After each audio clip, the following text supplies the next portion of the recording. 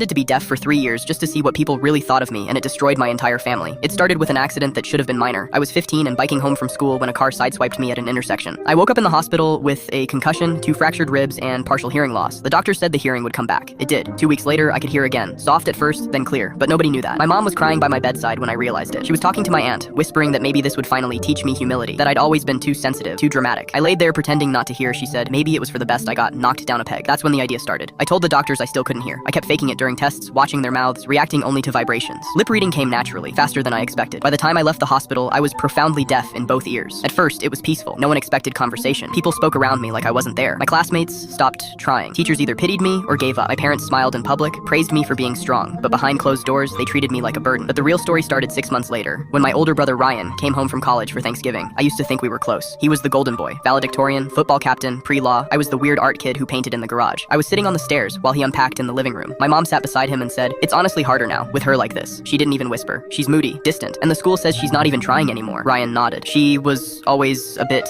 off. Maybe it's not the hearing. Maybe it's just her. That night, I cried so hard I almost blew the whole act, but I didn't. Instead, I leaned in harder, stopped reacting to doorbells, wrote notes instead of speaking, memorized how my friends' lips moved so I could track every conversation. I told people I didn't want a cochlear implant, that I was embracing deaf culture. They praised me, and they forgot I was there. My best friend, Mel, told our other friend Hannah that hanging out with me felt like babysitting now. Said it was exhausting being my translator in public. Called me an attention leech. My math teacher said in the break room he was glad I'd shut up for once. Another teacher laughed and said maybe I was faking it for sympathy. They had no idea I was just around the corner, waiting for my interpreter. But nothing compared to what I heard from my dad. It was my birthday. I was turning 16. No party, just a cake after dinner. I was sitting on the back porch when I heard him say, "I don't know if she's going to make it, Anne. She's not normal. She doesn't laugh anymore, doesn't try. Sometimes I wish." He didn't finish. Mom replied, "Maybe we send her to that residential program. You know, the one for disabled teens. Might be better for everyone." I knew what they meant. They were tired of me, so I made a plan. I started recording things. First with an old phone hidden in my jacket, then a smartwatch I saved up for and bought used. I had hours of footage. Teachers, friends, family, all saying things they'd never say if they knew I could hear. I kept up the act through senior year. Prom came and went. No date, no invites. I pretended not to care, but I watched from the stairs as Ryan told my mom he was glad I wasn't going. Said it would have ruined the vibe. And Emma, my cousin Emma, who used to braid my hair at sleepovers, told her mom she didn't want to room with the sad deaf girl at the family reunion. I started to believe them. That maybe I was a burden. That maybe I deserved their pity, until something changed. My art teacher, Mr. Carlton, stopped me after class one day, wrote a note that said, "You draw like you're screaming." I smiled politely, ready to walk away. Then he leaned in and said, "But I don't think you're as silent as you pretend to be." My heart stopped. He handed me a book on body language and another on American Sign Language linguistics. If you're hiding something, make sure it's worth it. That night, I went through every recording I had, every insult, every betrayal, every little piece of their real thoughts, and I cried. Not because they'd said those things, but because I'd let it change me. Graduation came, I walked the stage, silent, still deaf, still pretending, but I had one more act. My parents threw me a party. Small, mostly family. I sat quietly while they told everyone how proud they were, how I'd persevered. My mom even teared up giving a toast. That's when I stood up. I clinked my glass with a fork. Everyone turned. "I can hear you," I said, out loud, clearly. Aunt Joan dropped her plate.